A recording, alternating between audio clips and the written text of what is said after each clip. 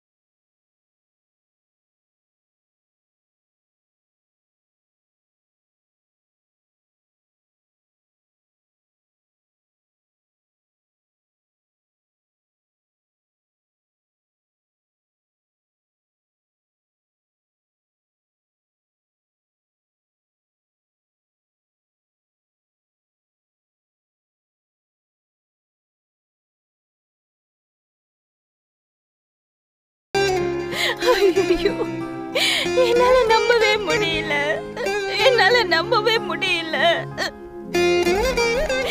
எப்படி என்னோட குழந்தை இப்படி கிடைச்சது? எங்க இருந்தா இத்தனை நாளா? என்ன நடந்தது? குட்டி எப்படி கிடைச்சது உங்ககிட்ட குழந்தை? அம்மா, பதட்டப்படாதீங்க. இது கனவெல்லாம் இல்ல, உண்மைதான். அம்மா, நல்லா உங்களை கடவுள் சோதிப்பான், கைவிட மாட்டான்னு சொல்லுவாங்கல்ல, இதுவும் அப்படிதாம்மா.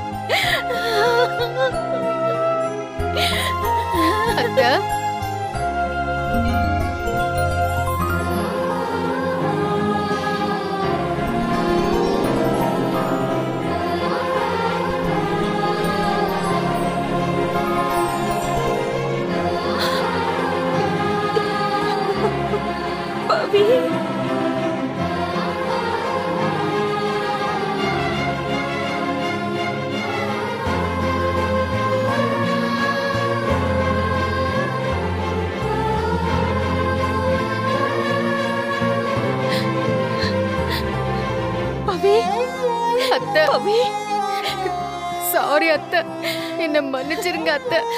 சாரி அத்தை. நீ எழுந்துரு, எழுந்துரு. உங்க அன்போட வலிமை எனக்கு புரியல. விலகி நின்னு பார்க்கும்போதுதான் உங்க உயரம் எனக்கு என்னன்னு தெரிஞ்சது. இப்பதான் அத்தை தெரியுது கோவம் எவ்வளோ தப்பானதுன்னு. ஒரு நிமிஷம் கோவம் நம்ம என்டையர் லைஃபையே ஒன்னும் இல்லாம ஆக்கிடுது. ஒரு மருமகளா நான் உங்ககிட்ட இருந்து கத்துக்கணும்னு நினைக்கிறது உங்க பொறுமைதான் அத்தை. ஐயோ, இவ எப்படி திரும்பவும் இங்க வந்தா? இந்த குடும்பத்தோட ஒட்டும் இல்ல உறவும் இல்லன்னு அன்னைக்கு வளகாப்புல சொன்னா, இப்போ என்னடானா முடிவு தொடக்கம்னு சொல்லிக்கிட்டு இங்க வந்து நிக்கிறா. ஆஹா, இவங்க சுதாரிக்கிறதுக்குள்ள நம்ம கையெழுத்து வாங்கிடணும். பாத்தீங்களாக்கா, நீங்க வீட்டை விக்கிறதுக்காக கையெழுத்து போட போனீங்க, அதிசயம் மேல அதிசயமா நடக்குது. அதோட இந்த வீட்டை வித்துட்டீங்கன்னா இன்னும் நிறைய நல்லது நடக்கும்க்கா. நல்ல நேரம் முடியறதுக்குள்ள கையெழுத்து போடுங்கக்கா.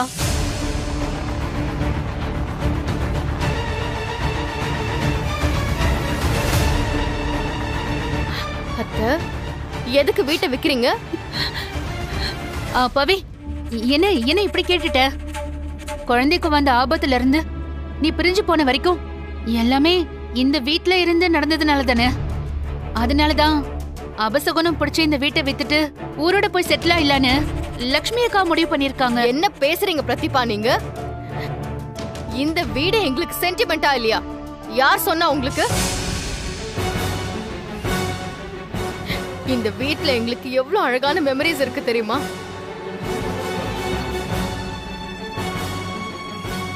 சமையல்னா என்னன்னு கூட தெரியாத எனக்கு அத்தை தான் என் கூடவே இருந்து அந்த கிச்சன்ல எனக்கு சமையல் சொல்லி கொடுத்தாங்க. இந்த பால்கனில ஈவினிங் நாங்க எல்லாரும் சேர்ந்து ஒரு காஃபி குடிக்கிற அந்த சுகம் வேற எங்கேயுமே கிடைக்காது. எனக்கும் சந்தோஷ்க்கும் மட்டும் தெரிஞ்ச நிறைய அழகான கதைகள் எங்களோட பெட்ரூம்ல இருக்கு. நாளைக்கு எனக்கு புள்ள பிறந்து அவன் ஓடி ஆடி விளையாட இந்த வீடு ஏக்கத்துல இருக்கு. இத பாருங்க, ஒரு மிடில் கிளாஸ் ஃபேமிலிக்கு வீடுங்கிறது வெறும் ஒரு ப்ராப்பர்ட்டி கிடையாது, அது ஒரு எமோஷனல் கனெக்ட். அத்தை இந்த வீடு விக்கணும்னு சொன்னதும் அது ஒரு எமோஷனல்ல தான். அதுக்குன்னு இப்படி ஆளை கூட்டிட்டு வந்துருவீங்களா? பவி ப்ளீஸ், அக்கா சொன்னாங்களேன்னு நான் ஒரு நல்ல எண்ணத்துல தான் வீடு விக்கலான்னு பார்ட்டியை கூட்டிட்டு வந்தேன். நீ இதுக்கு முன்னாடி இங்க எப்படிலாம் இருந்தோன்னு சொல்லி ஃபீல் பண்ற. ஆனா அக்கா இதுக்கப்புறமும் இங்க இருந்தா என்ன பிரச்சனை வருமோன்னு தான் ஃபீல் பண்ணிட்டு இருக்காங்க. பவி இத பாரு, சில விஷயங்கள்லாம் இந்த வயசுல உனக்கு புரியாது.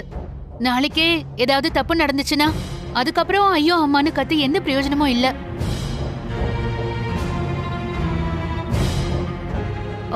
உங்க குடும்பத்துக்கு சென்டிமெண்டா இந்த வீடு செட் ஆகல. இத்தனை வருஷத்துல எல்லாரும் சேர்ந்து சந்தோஷமா இருந்தனால விரல் விட்டு எண்ணிடலாம். யோசிச்சு பாரு, இது ஆக்சுவலா கொஞ்சம் அன்லக்கியான வீடுதான். ப்ளீஸ் இந்த வீடு வேண்டாம், வித்துருங்க. உங்களுக்கு எங்க குடும்பத்துல அவ்வளோ அக்கறை இருக்கா? வீட்டை விக்கணும்னு சொன்ன உடனே பார்ட்டியை இப்படி ரெடி பண்ணிருக்கீங்களே, சூப்பர். ஆமா பவி, அக்காவுக்கு ஒண்ணுனா நான் எப்படி பார்த்துட்டு சும்மா இருக்க முடியும்? அதான் அங்க இங்கன்னு சொல்லி தேடி அலைஞ்சு இவரை பிடிச்சேன். ஏன் சந்தோஷ், அத்தை தான் வருத்தத்துல ஏதோ சொல்றாங்கன்னா நீ கூடவா எதுவும் சொல்லல? நீயாவது வேண்டான்னு சொல்ல வேணாம்? உனக்கு எங்க போச்சு அறிவு?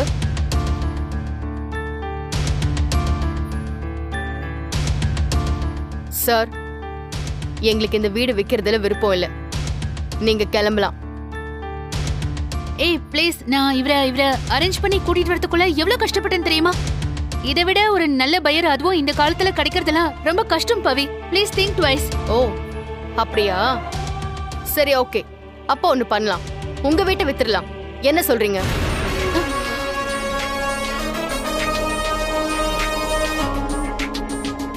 சார், எங்களுக்கு இந்த வீடு விக்கிற ஐடியா இல்ல, நீங்க கிளம்பலாம் சார். மேடம், நான் பேசினதை விட இன்னும் அதிகமா கூட பணம் தரேன் மேடம். எனக்கு இந்த வீடு ரொம்ப பிடிச்சிருக்கு மேடம்.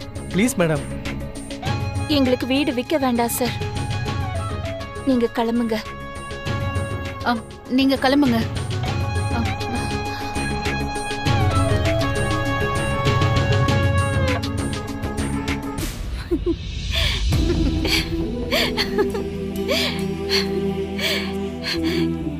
எனக்கு இப்ப இருக்கிற சந்தோஷத்தை என்னால வார்த்தையால சொல்ல முடியல. எனக்கு எப்படி இருக்கு தெரியுமா? அத்தை, உங்க கேள்வி எல்லாத்துக்கும் ஒரே ஒரு பதில் தான். ஹரி சார்.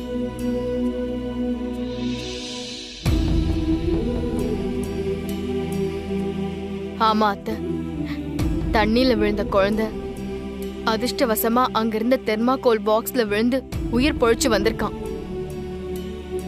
அவனை ஹரி சார் தேடி கண்டுபிடிச்சு காப்பாத்திருக்காரு.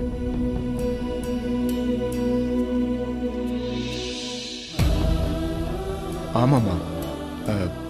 எங்க இவனை கொண்டு வந்து கொடுத்து திருப்பியும் எனக்கும் பவிக்கும் பிரச்சனை வந்துரும்னு பயந்துதான் அவரு குழந்தைய வச்சுக்கிட்டு தனியா வாழ்ந்துட்டு இருந்தாரு.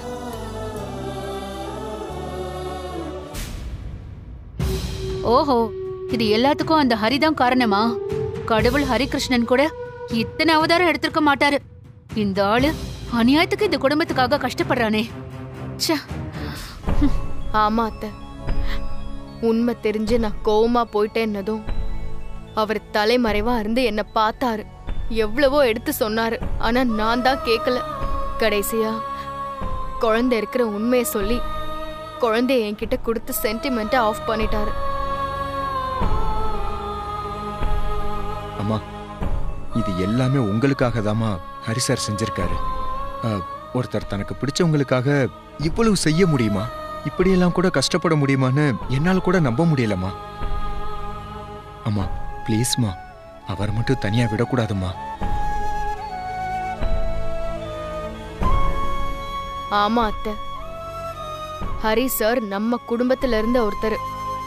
அவர் எப்பவுமே நம்ம கூடவே இருக்கணும். அத்தை, அவரை திரும்பி மறுபடியும் இங்க கூட்டிட்டு வர்றதுக்கு உங்களால மட்டும்தான் முடியும். வாங்க அத்தை, நீங்க வந்து கூப்பிட்டா அவர் கண்டிப்பா வருவாரு. வாங்க.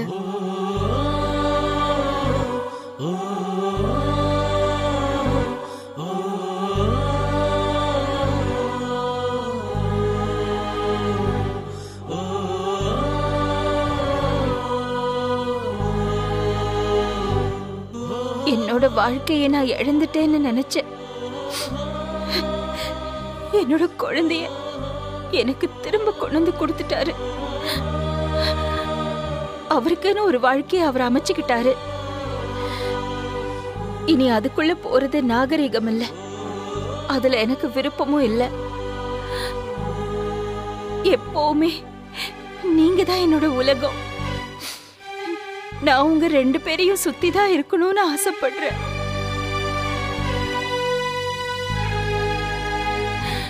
என்னை இப்படியே விட்டுடுங்களேன் ப்ளீஸ். அப்பா, நீங்க எல்லாரும் எனக்கு போதும். ப்ளீஸ் என்னை விட்டுடுங்க. விடுறதா?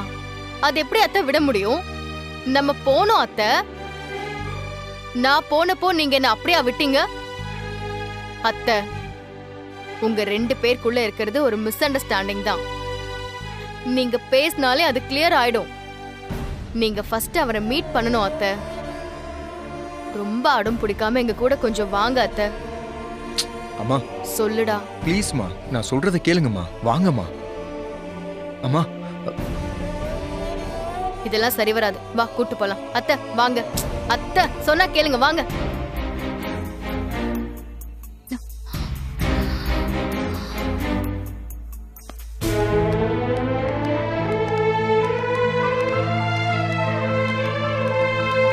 சந்தோஷ், என்னடா நீ பாட்டுக்கு நடந்தே கூட்டிட்டு போயிட்டு இருக்க?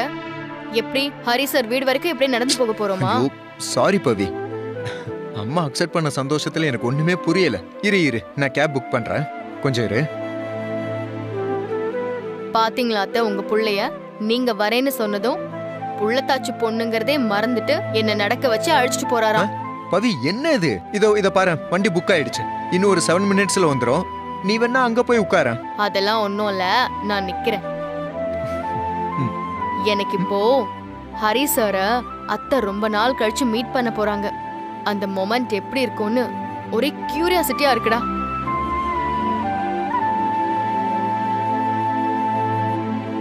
அம்மா, அம்மா ஹரி சார் கண்டிப்பா கோவமாலாம் பேச மாட்டாரு. ஆனா என்ன, நமக்கு நல்லது பண்றேன்னு நினைச்சுக்கிட்டு உங்களை அவாய்ட் பண்றதுக்காக ஏதோ கோவமா இருக்கிற மாதிரி நடிச்சுக்கிட்டு தான் இருப்பாரு. கண்டிப்பா விட்டுறாதீங்கம்மா. அது எப்படி? நம்ம எதுக்கு கூட போறோம்? விட்டுருவோமா? அடக்கி புடிச்சு கட்டி தூக்கிட்டு வந்துடணும்.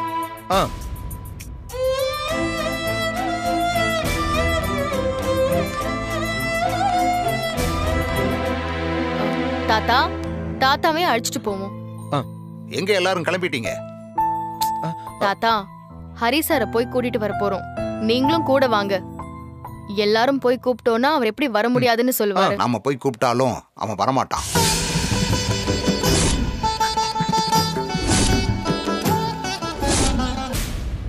என்ன தாத்தா சொல்றீங்க? ஆமா பவி, இன்னைக்கு கோர்ட்ல அவனை நான் பார்த்தேன். என்ன ஹரி, என்ன பார்த்துட்டு பார்க்காத மாதிரி போற? அந்த அளவுக்கு நான் வேண்டாதவன் ஆயிட்டனா? அப்படிலாம் இல்ல சார், அவசரமா போகணும் அதான். ஹரி, எனக்கு தெரியும்பா, நீ எங்க எல்லாரையும் விட்டுட்டு ரொம்ப தூரம் போக போறேன்னு. எதுக்கு ஹரி இப்படி பண்ற? நீ இல்லாம வீடு வீடாவே இல்ல. நீ எங்க வீட்டுல இருந்தப்பெல்லாம் உன்னை கண்ணுல காட்டாம அடிச்சிருக்க. ஆனா அப்பெல்லாம் எனக்கு தெரியல நான் விரட்டுறது எங்க வீட்டு சந்தோஷத்தேன்னு. உன் மாதிரி ஒரு புள்ள எனக்கு பிறக்கல. அதான் நான் உன்னை என் புள்ள பக்கத்துல வச்சு பார்க்கணும்னு ஆசைப்படுறேன்ப்பா. எனக்கு அந்த குடுப்பனையை கொடுக்க கூடாதா? என்ன தர்ம சங்கடத்துக்கு ஆளாக்காதீங்க சார். நீங்க சொல்ற வார்த்தைக்கெல்லாம் நான் தகுதியானவனா இல்லையான்னு எனக்கு தெரியாது. ஆனா உங்களை போல ஒரு பெரிய மனுஷன் அதை சொல்லும் போது மனசுக்கு ரொம்ப சந்தோஷமா இருக்கு. இப்ப கொஞ்ச நாள்ல நிறைய வேண்டாத விஷயம் எல்லாம் நடந்துருச்சு. அதை சரி பண்ற முயற்சியில தான் நான் உங்களை எல்லாம் விட்டு தள்ளி போக வேண்டிய நிர்பந்தத்துல இருக்கேன். லக்ஷ்மியை என்ன மறந்துட்டு வேற வாழ்க்கைக்கு தயாரா இருக்காங்க. இந்த நிலைமையில திரும்பவும் பழச புதுப்பிக்கிறது நல்லா இருக்காது சார். கொஞ்ச காலம் நாம எல்லாரும் ஒன்னா இருந்தோம், அது போதும் சார் இந்த ஜென்மத்துக்கு. இங்க இருந்தா சரி வராதுன்னு தான் நான் வெளிநாட்டுக்கு போறேன். இனி திரும்பி வரவே மாட்டேன் சார். என்ன மன்னிச்சிடுங்க.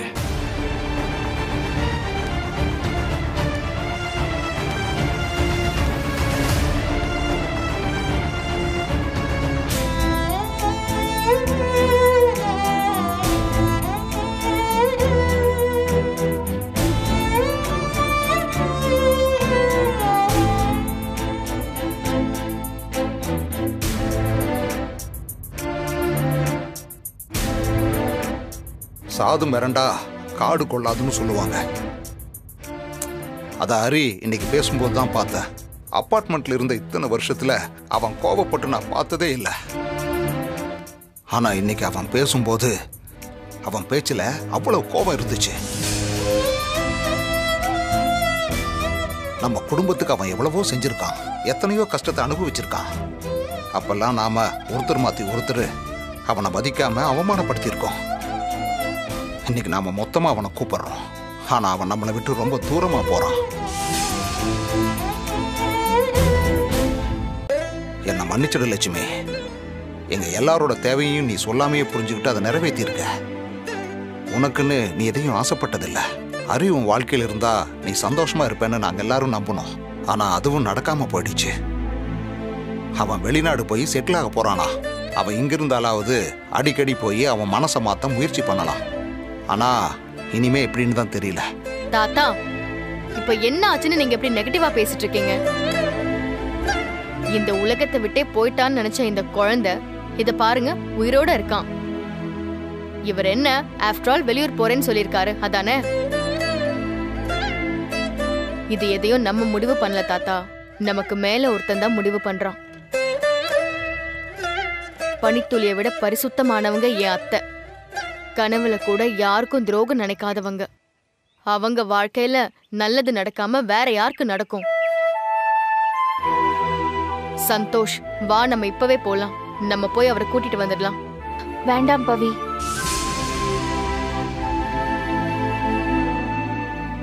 எனக்கு நல்லது பண்ணணும்னு நினைச்சு அவருக்கு நீங்க கஷ்டத்தை கொடுக்க வேண்டாம். பிரிவு தான் அவருக்கு சந்தோஷத்தை கொடுக்கும்னா அதை ஏத்துக்கிறது தான் நான் அவருக்கு கொடுக்கிற மரியாதை. தயவு செஞ்சு இதை விட்டுடு. வீட்டுக்கு போலாம் வா. அம்மா என்ன சொல்றீங்க?